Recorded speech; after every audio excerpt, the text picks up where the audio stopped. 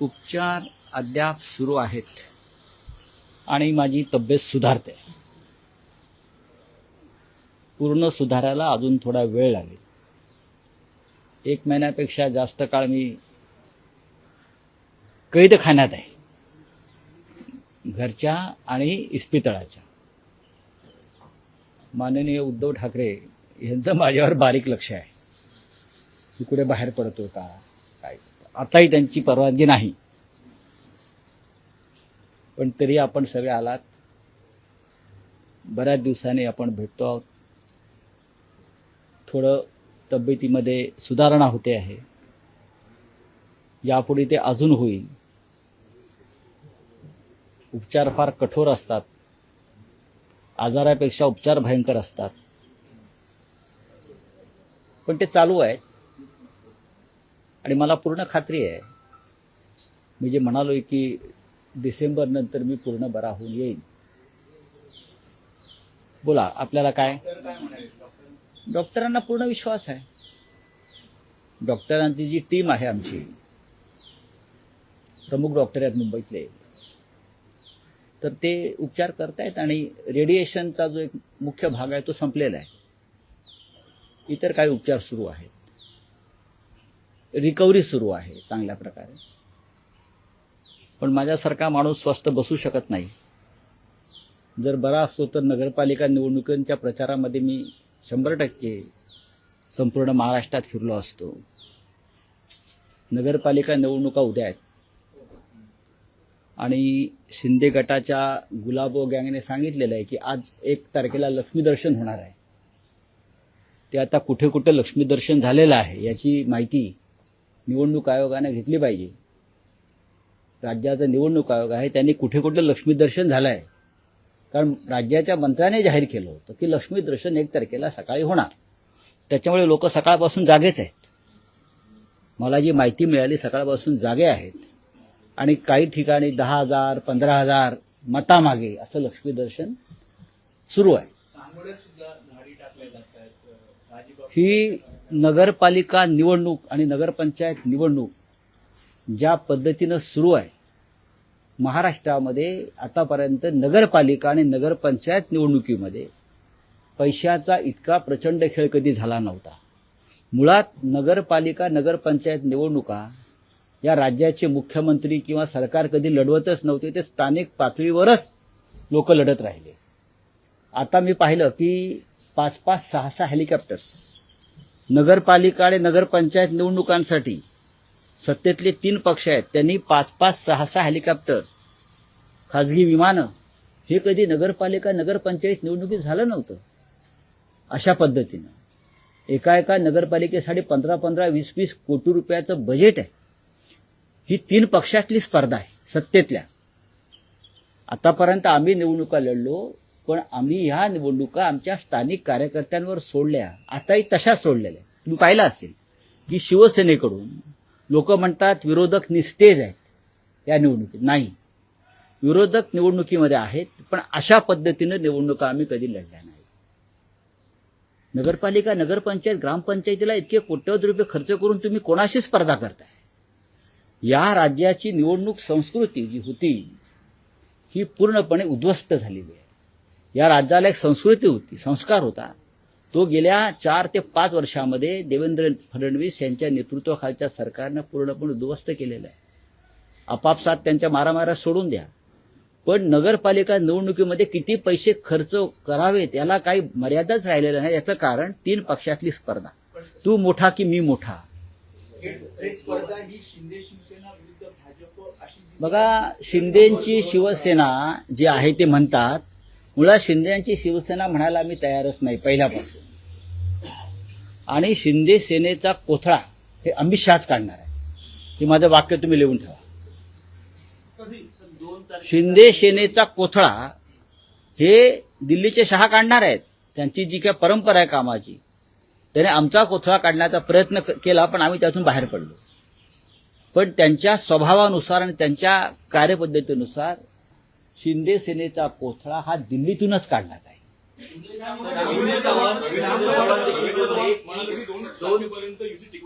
आणि मी हे तुम्हाला आता सांगत नाही, गेले वर्षभर सांगतो, यांचे 35 आमदार फुटणार आहे.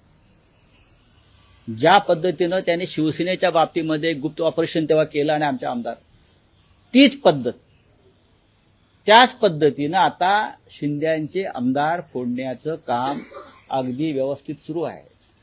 रवींद्र चव्हाण हे भारतीय जनता पक्षाचे प्रदेशाध्यक्ष आहेत, करेक्ट, कोकणातलेच आहेत आणि डोंबिवलीचेच आहेत. त्यांची नेमणूक खास त्यासाठीच केलेली आहे डोंबिवलीतून. ज्याला राजकारण कळत आहे त्यांनी ते राजकारण समजून घेतलं पाहिजे.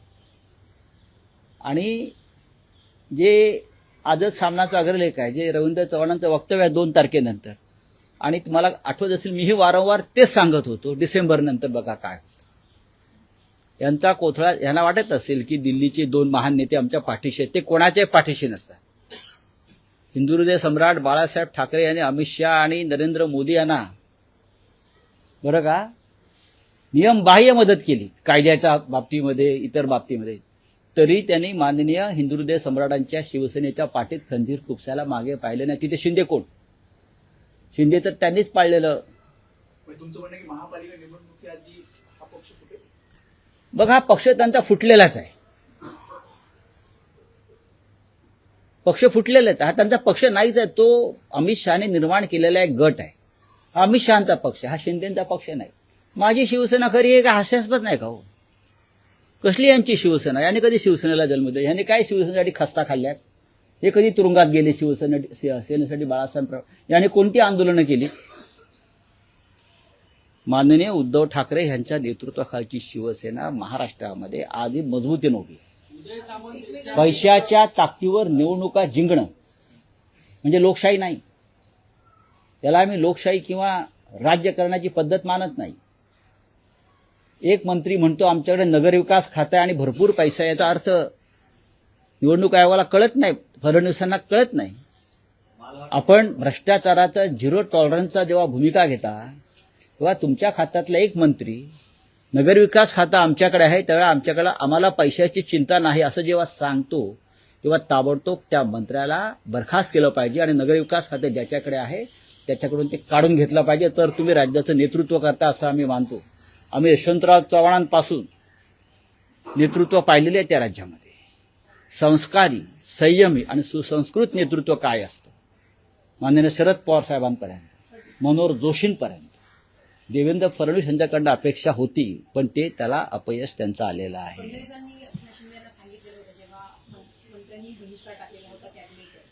फडणवीसांनी आश्वासन दिलेलं होतं की तुमचे कार्यकर्ते आम्ही फोडणार नाही आणि आम्ही तुमचे फोडणार नाही.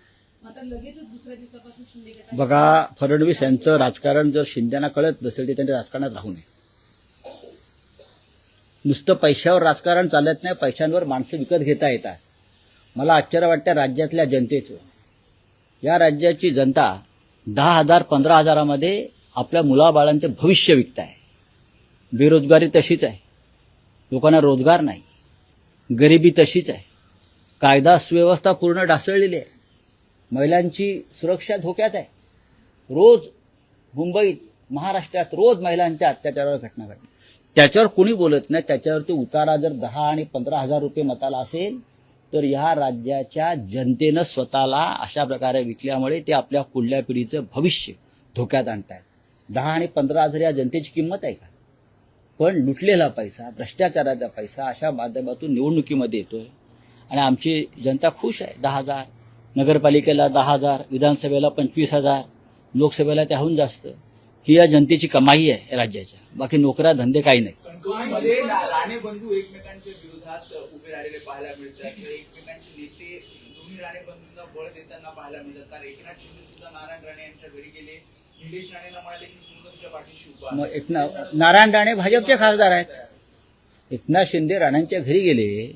नारायण राणे भारतीय जनता पक्षाचे खासदार आहेत आणि भारतीय जनता पक्षानं आमदार निलेश राणे यांच्यावरती गुन्हा दाखल केला. मी निलेश राणे यांचं अभिनंदन करीन की त्यांनी कशा प्रकारे पैशाचं वाटप होत आहे कोकणात हे दाखवण्याचा प्रयत्न केला. त्यांचे आमचे मतभेद असतील पण शेवटी निवडणुकीमध्ये पैशाचं वाटप कशा प्रकारे होत आहे हे दाखवण्याचा प्रयत्न केला. याचा अर्थ शिंदे गटाचे लोक पैसे खर्च वाटत नाहीत का? जास्त वाटतात. पण कोकणामधल्या एका भागामध्ये आमदार राणे, निलेश राणे यांनी कसे पैसे येतात, कसं पैशाचं वाटप होतं यावरती प्रकाश पाडला असेल तर निवडणूक आयोगानं त्यांची दखल घेण्याऐवजी त्यांच्यावर गुन्हा दाखल करणं हे काय मला योग्य वाटत नाही. ज्या प्रकारे निवडणुका, काही नगरपालिका, नगरपंचायत निवडणुका या पुढे ढकलल्या आहेत, ऐन वेळी या पुढे ढकलल्या आहेत. देवेंद्र फडणवीस व्यवस्था आहे. देवेंद्र फडणवीस असं म्हणाले की कायदेशीररित्या असं पुढे जाणं हे चुकीचं आहे. नाही, ही तसं जरी असलं तरी पुढल्या निवडणुकांमध्ये भरपूर वेळ मिळावा त्यासाठी ही निवडणूक आयोगाशी संगनमत करून केलेली राजकीय व्यवस्था आहे. एकनाथ शिंदे म्हणतात की मुंबई आणि ठाण्यामध्ये आमचाच पक्ष मोठा भाऊ ठरणार. बघा, असं आहे की ते न्यूयॉर्कला सुद्धा जिंकू शकतात. ते त्यांच्याकडे जे कोट्यवधी रुपये आहेत ते डॉलरमध्ये कन्वर्ट करतील आणि तिथे वाटायला जातील, 4 लोक पाठवतील. ते जर्मनीमध्ये जिंकू शकतात, ते कुठे जिंकू शकतात.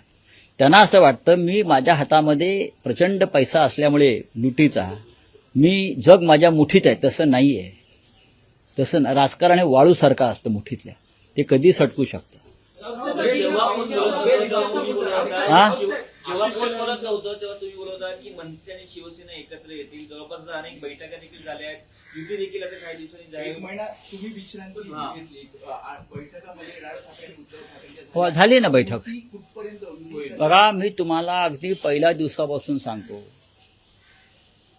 शिवसेना माननीय बाळासाहेब ठाकरेंची म्हणजे उद्धव ठाकरे यांच्या नेतृत्वाखालची खरी शिवसेना आणि महाराष्ट्र नवनिर्माण सेना राज ठाकरे यांच्या नेतृत्वाखालची, या दोघांमध्ये सकारात्मक चर्चा सुरू आहे. बैठका सुरू आहे जागा वाटपावर आणि योग्य दिशेनं ही चर्चा सुरू आहे. माननीय उद्धव ठाकरे आणि माननीय राज ठाकरे यांच्यामध्ये उत्तम संवाद सुरू आहे. एकमेकांना भेटतात. आताही 4 दिवसापूर्वी त्यांची दोघांची भेट झाली. मला त्याच्याविषयी माझी चर्चाही झाली. त्यामध्ये राज ठाकरे यांनी महानगरपालिकेसंदर्भात एक प्रेझेंटेशन जे तयार केलं होतं ते त्यांना दाखवलं आणि ते उत्तम प्रेझेंटेशन आहे असं उद्धव ठाकरेंनी मला सांगितलं की राज यांनी एक चांगलं प्रेझेंटेशन मला दाखवलं निवडणुकांसंदर्भात किंवा इतर काही. त्याच्यामुळे कोणाला चिंता करण्याचं कारण नाही आहे. हे जे काय म्हणतात तुमचे शिंदे मिंदे वगैरे, बरं का, त्यांना सांगा की संयुक्त महाराष्ट्राचा लढा झाला मुंबईसाठी, तेव्हाही काँग्रेसवाले तेव्हाचे सत्ताधाऱ्यांनी प्रचंड पैसा टाकला, पण मराठी माणूस एकजुटीनं उभा राहिला आणि मुंबई महाराष्ट्रात राहिली. ही मुंबई महाराष्ट्रापासून तोडण्याचं कारस्थान तुमचे दिल्लीचे बापजादे करतायत. मिस्टर शिंदे, अमित शाह, नरेंद्र मोदी, गौतम अडाणी हे त्रिकूट महाराष्ट्रापासून मुंबईला तोडण्याचा जो प्रयत्न करतोय तो उद्धव ठाकरे आणि राज ठाकरे यांची एकजूट हाणून पाडल्याशिवाय राहणार नाही.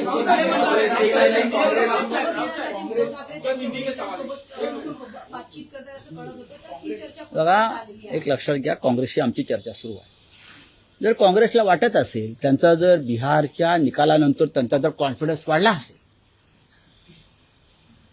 बिहारच्या निकालानंतर जर काँग्रेस पक्षाचा आत्मविश्वास वाढला असेल तर ते मुंबईमध्ये स्वतंत्र लढायला तयार आहेत, तर त्यांना लढू द्या. आमची त्यांची चर्चा सुरू आहे. मी साधारण डिसेंबरच्या 2ऱ्या आठवड्यात दिल्लीत जाणार आहे. तेव्हा माझा प्रयत्न असेल की या विषयावर मी त्यांच्या हायकमांडशी बोलेन. पण काँग्रेसने सोबत असणं मुंबईमध्ये महाविकास आघाडी म्हणून ही आमची भूमिका असायला पाहिजे. काँग्रेस पक्ष आम्ही सगळे एकत्र आहोत. राज ठाकरे सोबत आल्याने भारतीय जनता पक्षाचा पराभव होणार आहे, लक्षात घ्या. आमचा जो शत्रू आहे, या मुंबईचा जो शत्रू आहे तो भारतीय जनता पक्ष आहे.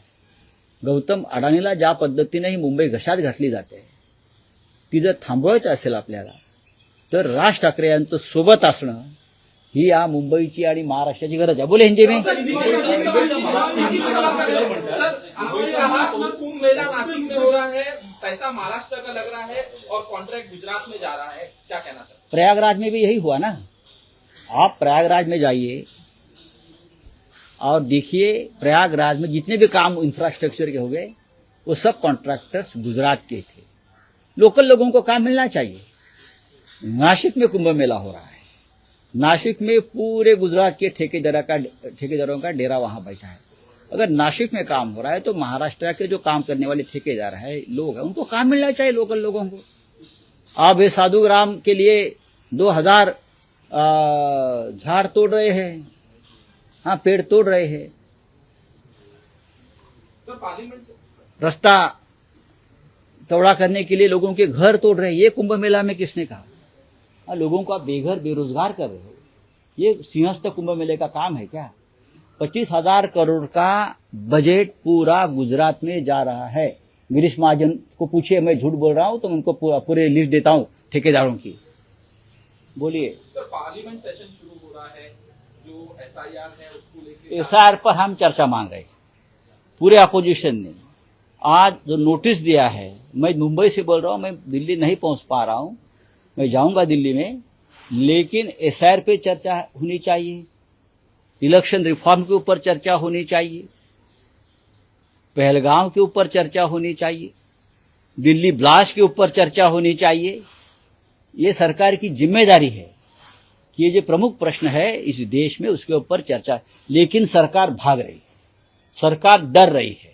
बिहार में इतनी जीत होने के बावजूद भी सरकार अपोजिशन से डर रहे और चर्चा से भाग रहे। सरकार ये संसद नहीं चलने देगी, इस बार ये सत्र नहीं चलने देगी। सर सर मोहन आपकी बाबू तबियत को लेकर सवाल करना चाहूंगा कि आपकी तबियत सही नहीं है, फिर भी आप आके प्रेस कॉन्फ्रेंस ले रहे हैं। उद्धव ठाकरे का नाम लिया आपने, आप भावुक हो गए, आपके भाई भी भावुक हो गए। सर जब जेल गए थे, जब भी आप इसी तरह आए थे और बात देखिए, मेरी जो बीमारी है जेल से शुरू हो गई। आपको बताना चाहता हूं, जब मैं जेल में था तब से ये मेरी बीमारी शुरू हो गई है, लेकिन मैंने थोड़ा निगलेक्ट किया, लेकिन वहां से शुरू हो गई है। लेकिन सरकार को अच्छा लगता है अपोजिशन को जेल में डालो, खत्म करो, लेकिन हम खत्म नहीं होंगे, हम लड़ेंगे पूरे देश के साथ। देश के बड़े बड़े नेता हमारे साथियों से मेरा संपर्क है दर दिन, सबकी शुभकामनाएं है। मैं जल्दी ठीक हो जाऊंगा और मैदान में उतरूंगा। थँक्यू। तुमची विचारपूस केली. चांगली गोष्ट आहे, ही व्यक्तिगत नाती असतात। धन्यवाद। दिनचर्या कशी होती? हा, म्हणजे ठाकरेंची तोफ शांत बसलेली होती, 1 महिन्याची दिनचर्या कशी होती? मी बोललो नाही, मी कैद खाण्यातच आहे, वैद्यकीय कैद खाण्यात आहे, मेडिकल जेल। आज फडणवीसांनी तुम्हाला परत एकदा शुभेच्छा दिली की भविष्यात परत एकदा माध्यमांसमोर येतात. नाही बघा, देवेंद्र फडणवीस हे कधी काळी आमचे जवळचे मित्र होते आणि आम्ही नाती जपतो, आम्ही एकत्र काम केलेलं आहे। आजारपणात त्यांनी मला स्वतः फोन करून चौकशी केली आणि सर्व प्रकारच्या मदतीची त्यांनी पेशकश केली मोदी आणि शिंदेचे पण तुम्हाला केली ना। बघा, ही राजकारण वेगळं आहे, व्यक्तिगत नाती वेगळी असतात। केंद्रातल्या जवळजवळ सर्वच मंत्र्यांनी दूरध्वनी करून माझी चौकशी केली, उपराष्ट्रपती असतील, सगळ्यांनी माझ्याशी ही एक नाती असतात, ती टिकवली पाहिजेत। राजकारणामध्ये किती शत्रुत्व असलं तरी ते व्यक्तिगत स्तरावर शत्रुत्व येता कामा नये। देवेंद्रजींनी माझी चौकशी केली, किंवा जर त्यांना कोणी भेटलं तर ते माझी चौकशी करतात। नरेंद्र मोदीजींनी चौकशी केली, वारंवार ते करत असतात। आजही सकाळी त्यांनी कोणाकडे तरी चौकशी केली असं मला कळलं, मला फोन आला होता। पण या गोष्टी होत असतात। उद्धवजी, राजजी चौकशी करतात, 2 दिवसात राज ठाकरे इथे येणार आहेत असं त्यांचा निरोप आहे। पण या गोष्टी होत असतात आणि मी बरा आहे। चला, धन्यवाद।